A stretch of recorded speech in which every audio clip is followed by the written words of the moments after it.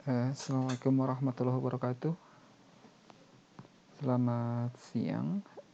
Hari ini kita memulai materi di chapter baru setelah TS untuk pengantar instrumentasi biomedis. Kita sampai di chapter yang keempat kalau di buku acuannya, yaitu data acquisition and signal processing. Oke. Dalam video pembelajaran ini, tujuan dari video pembelajaran ini adalah kita akan mempelajari mengenai apa struktur data acquisition dan bagaimana caranya kita memproses sesuatu signal yang kita peroleh dari suatu sensor. Oke. Terutama untuk aplikasi biomedis. Oke, dalam hal ini saya akan pertama menggunakan slide presentasi dari salah satu profesor di luar negeri, yaitu dari Izmir Institute of Technology, Profesor Tolga Ayaf, tentang data acquisition and digital signal processing. Oke, jadi data acquisition adalah kita ingin mensampling. Intinya adalah data acquisition itu adalah kita ingin mensampling real world, dunia nyatanya, untuk mendapatkan data yang kita dapat manipulasi di sebuah komputer. Nah, biasanya data acquisition itu disingkat DAQ atau DAS. Nah, data acquisition itu biasanya ada akuisisi sebuah sinyal dan waveform. Jadi akuisisi itu artinya mencuplik signal atau waveformnya. Kemudian kita memproses sinyalnya untuk mendapatkan informasi yang kita perlukan. Nah, komponen-komponen dari sistem data acquisition termasuk sensor yang digunakan untuk mengconvert semua parameter pengukuran dalam sinyal elektronik atau electrical, yang sinyal ini akan diperoleh, akan didapatkan, kemudian diproses di sinyal processing. Nah, misalnya adalah data EKG, misalnya jantung manusia, datanya sebenarnya kan dia adalah data detak jantung ya. Detak jantung, kemudian dari data EKG itu kita ambil dengan menggunakan sensor EKG, kita dapat parameternya berupa amplitude dari sinyal EKG tersebut. Nah, amplitude itu bagaimana kita bisa nyatakan dia dalam bentuk dalam monitor EKG, berarti kita perlu ubah dia dalam amplitude amplitude tegangan ya. Kemudian kita tampilkan, visualisasikan data EKG tersebut sehingga kita bisa monitor berapa denyut jantung manusia. Jadi kira-kira contoh nyatanya adalah seperti itu tentang data acquisition kemudian signal processing. Nah, data acquisition berarti di situ terdapat tadi sensor ya, sensor yang digunakan untuk mengenerate data, kemudian pemprosesannya. Jadi kalau misalnya sinyal EKG berarti kita memproses dari analog. Sinyal EKG itu jantung itu kan berupa analog ya, menjadi digital. Dari digital itu kita bisa olah. Kemudian kita bisa ubah lagi dalam bentuk analog, sehingga kita bisa merepresentasikan denyut jantung kita di dalam sebuah monitor. Oke, yang monitor tersebut bisa berupa monitor analog maupun monitor digital. Oke, jadi data acquisition and control, di sini kita punya real world phenomena. Kemudian dari real world phenomena itu kita tangkap dengan menggunakan transducer atau dalam hal ini adalah sensor ya, misalnya EKG ya, sensor EKG. Kemudian kita lakukan sinyal conditioning. Sinyal conditioning itu meliputi apa? Amplifikasi. Jadi kalau sinyal dari satu sensor biasanya sangat kecil ya nilainya, amplitudenya sangat kecil, kita perlu amplifikasi. Kemudian kita perlu pisahkan antara sinyal utamanya dengan noise-nya. Perlu kita lakukan filter. Anda udah belajar tentang amplifikasi, tentang filter di chapter-chapter sebelumnya.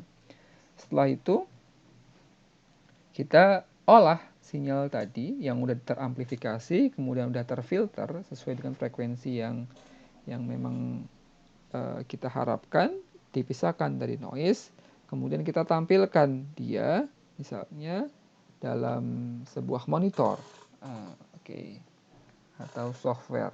Di sini Dalam hal ini dia digabung berarti data acquisition and control hardware. Oke. Kemudian kita juga bisa sebaliknya, misalnya kita punya sesuatu di komputer, kemudian kita ingin melakukan atau menambahkan sesuatu ke real world-nya, maka kita menggunakan aktuator. Kemudian aktuator itu akan mengenalkan data yang kita ingin kenalkan dari komputer kita ke real world dengan menggunakan aktuator. Oke. Jadi kira-kira seperti itu. Nah, kemudian device yang sangat erat kaitannya dengan data acquisition and signal processing adalah ADC. Karena apa? Kenapa ADC? Karena ADC maupun DAC dia memproses konversi dari sinyal analog ke sinyal digital, dan sebaliknya DAC dari digital ke analog, digital to analog conversion. Nah, baik ADC maupun DAC itu sangat erat kaitannya dengan kehidupan kita sehari-hari, karena di situ kalau kita ingin misalnya memproses sinyal, baik itu tegangan, arus, jarak, kecepatan, temperatur, ketinggian, gaya, akselerasi, pressure, dan sebagainya. Maka kita bisa menggunakan dua blok rangkaian ini, ADC maupun DAC, untuk memproses sinyal-sinyal tersebut. Nah, misalnya kita punya sinyal analog, kemudian kita ingin ubah dia dalam bentuk digital, maka biasanya ada dua hal penting dalam hal ini. Yang pertama adalah bagaimana kita mensampling data analognya untuk diubah menjadi digital, kemudian bagaimana kita mengkuantisasi data tersebut untuk merepresentasikan data analog itu menjadi data digital. Jadi prinsipnya misalnya kita punya suatu original analog sinyal seperti ini. Ini sinyal originalnya seperti ini, data analognya. Kemudian kita ingin ubah dia dalam bentuk digital. Yang pertama tadi ada dua terminologi yang utama. Yang pertama adalah bagaimana cara kita mensamplingnya, mencuplik data analog itu untuk diubah menjadi data digital. Kemudian kita mengkuantisasi.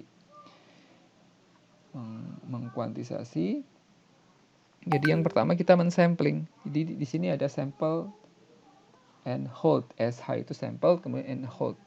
Kemudian yang kedua adalah ketika udah kita sampling, kita ubah dia, kemudian keluar dari ADC udah berupa data digital.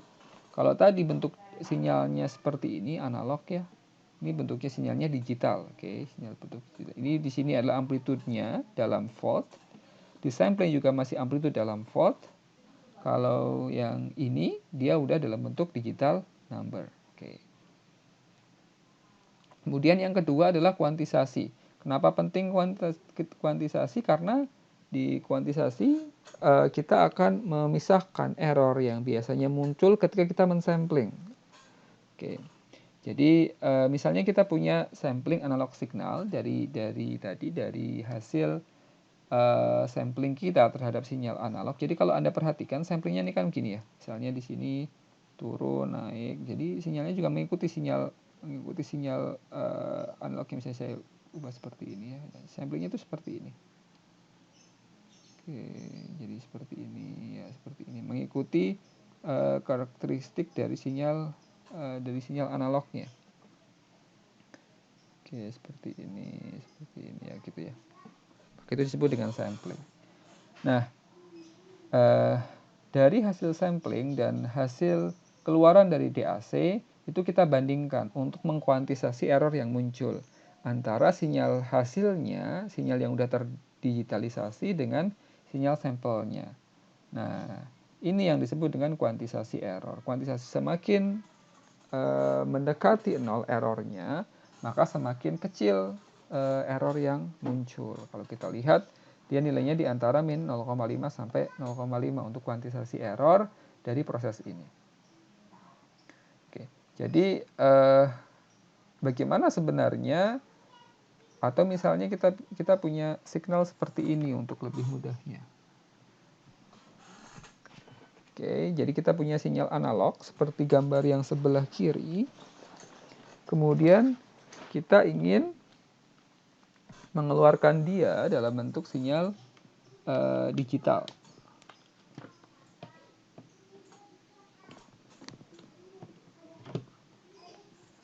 Oke, maka kita perlu mensampling di titik mana saja sih sampling itu diperlukan gitu. Misalnya ini sinyal, ini adalah read out-nya. Di sini ini di sini kan magnitude-nya ya dalam bentuk analog. Ini magnitude-nya volt.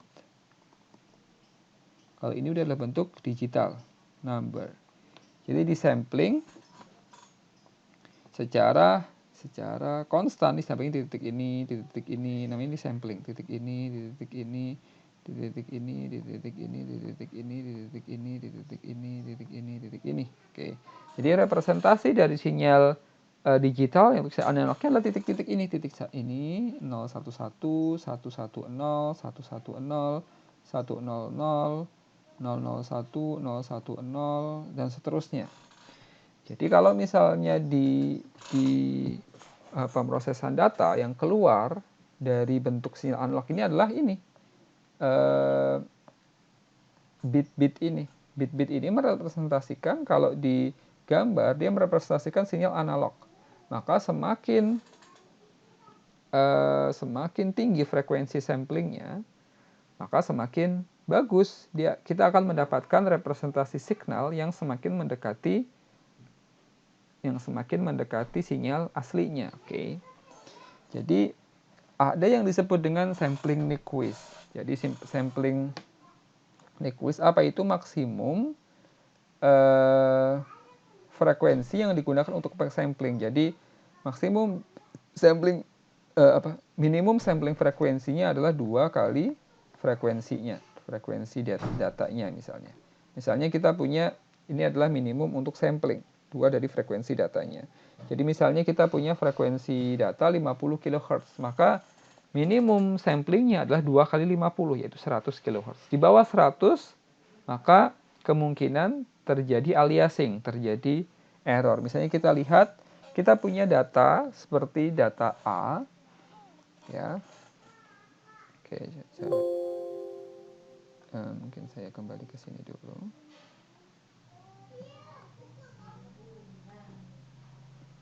Oke, ini adalah sampling rate-nya ya. Sampling rate-nya adalah 1/2 dari frekuensi. Jadi sampling rate itu dalam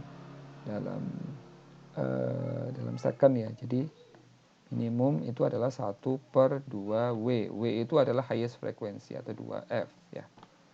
W atau 2F. Jadi kalau misalnya kita lihat dalam domain frekuensi, berarti sampling rate-nya harus minimal adalah 2 kali dari frekuensi utamanya.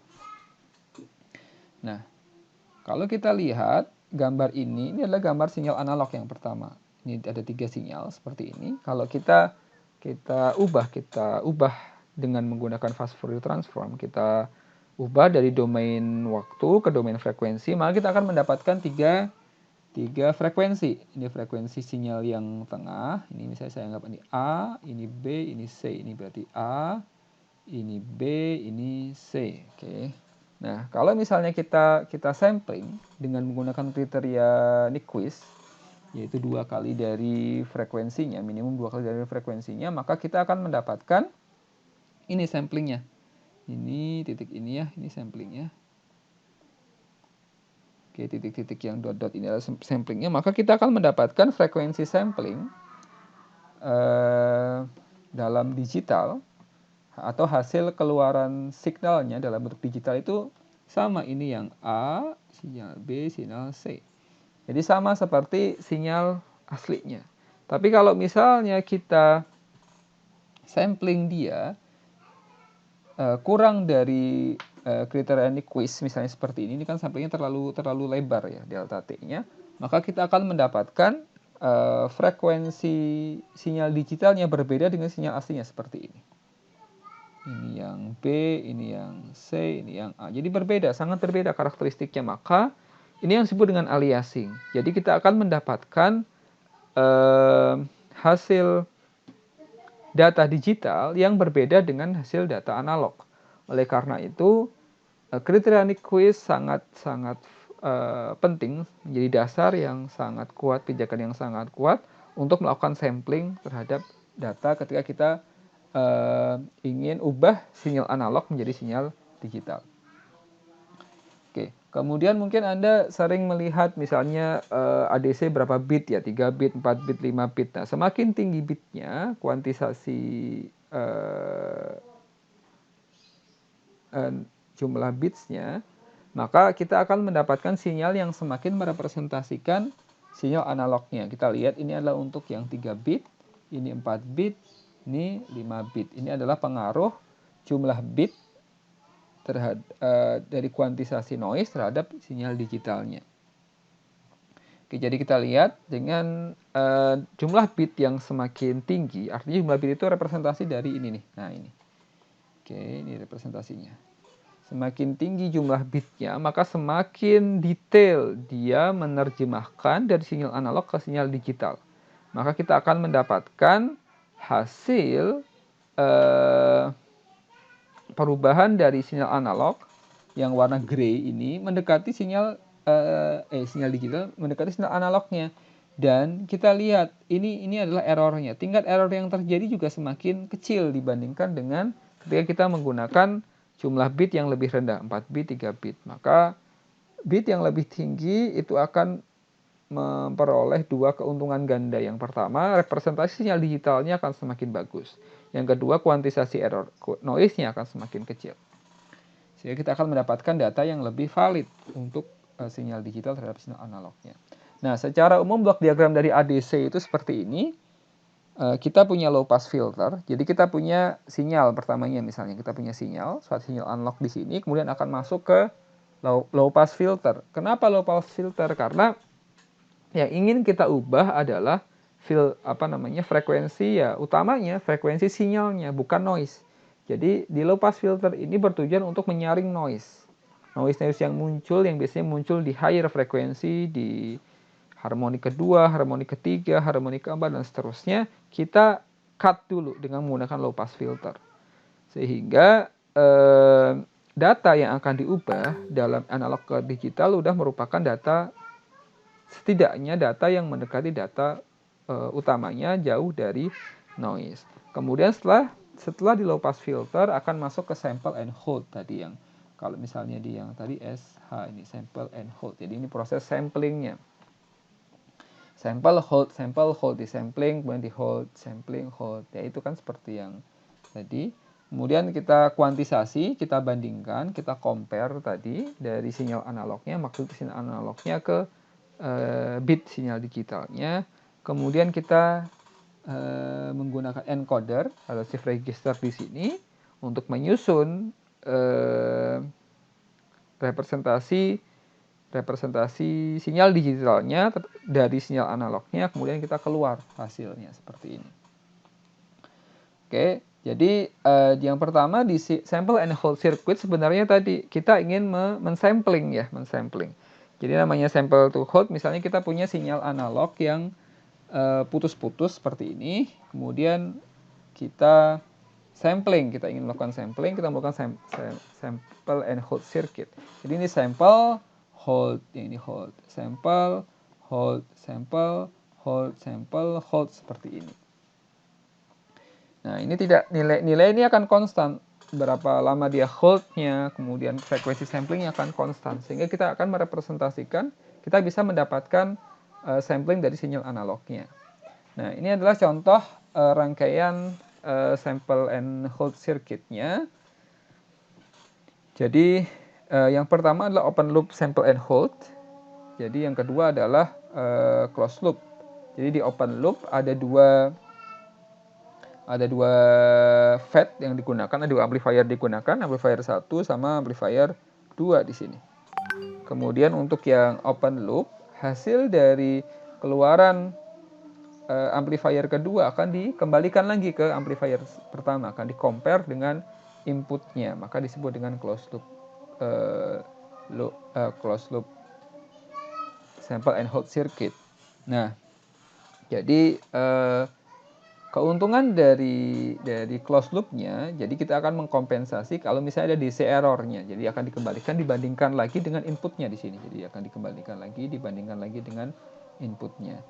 Maka besarnya time constantnya, berapa lama dia holdnya, itu ditentukan oleh tau. Tau itu sama dengan 1 per RGFET kali CH-nya. RGFET adalah nilai resistansi dari GFET-nya. GFET itu yang digunakan untuk amplifier di sini, baik amplifier pertama maupun amplifier yang kedua.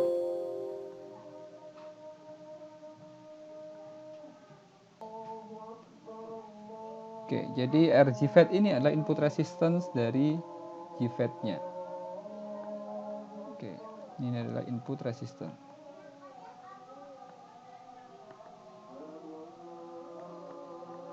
Dan CH ini adalah yang ini. Oke, kita bisa mendapatkan time constantnya tau. Oke. Nah, kemudian yang berikutnya setelah masuk dari sample and hold, kita perlu compare. Oke, di compare ini sebenarnya untuk mengkuantisasi ya, mengkuantisasi terhadap V reference-nya. Jadi sini kan ada setelah di sampel kita akan kuantisasi, di sini adalah kita compare. Oke, apakah sinyal ini sesuai dengan bit yang berapa? Nah, cara compare-nya adalah kita bisa menggunakan single op-amp seperti ini. Ini ada input, tegangan inputnya, ada tegangan reference-nya di sini. Nah, besarnya output nanti akan ditentukan, dia akan sama dengan VCC-nya atau sama dengan minus VCC-nya, tergantung apakah VI-nya lebih besar atau lebih kecil daripada V reference-nya. Kalau misalnya VI-nya lebih besar daripada reference-nya, maka outputnya akan sama dengan VC plus VCC-nya. Kalau misalnya dia lebih kecil dibandingkan dengan V reference-nya, maka dia akan sama dengan minus VCC-nya. Nah, kemudian untuk mengimprove, karena di op-amp itu ada yang disebut dengan slew rate ya, slew rate op-amp itu tidak bisa terlalu tinggi, jadi kadang-kadang akan terjadi error ketika proses komparasi, maka digunakan hysteresis.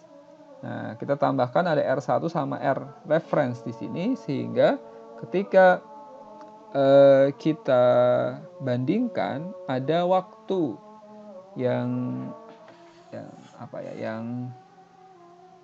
disediakan oleh op-amp untuk melakukan komparasi, sehingga hasilnya akan valid, maka dikatakan hysteresis. Di sini ada V reference-nya. Oke.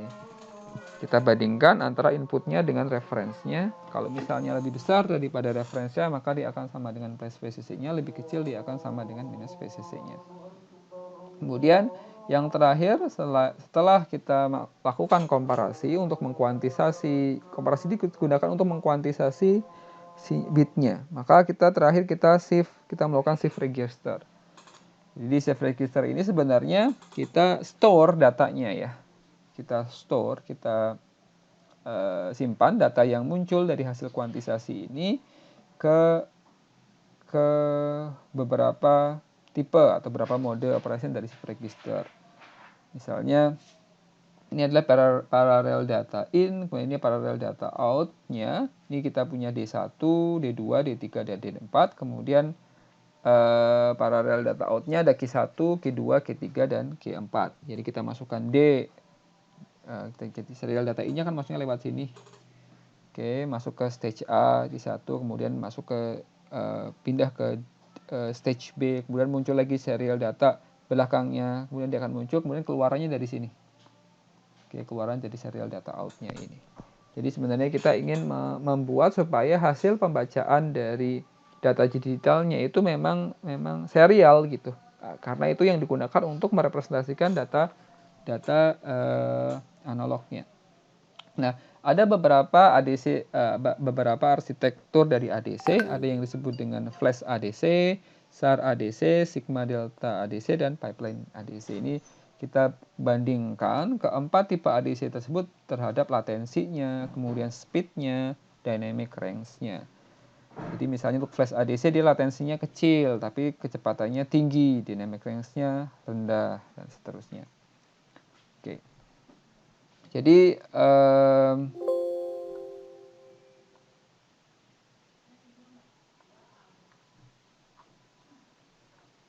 ini yang tadi ya. Jadi sebenarnya ini adalah pembagian ADC-nya, ada flash ADC, successive approach sigma delta ADC.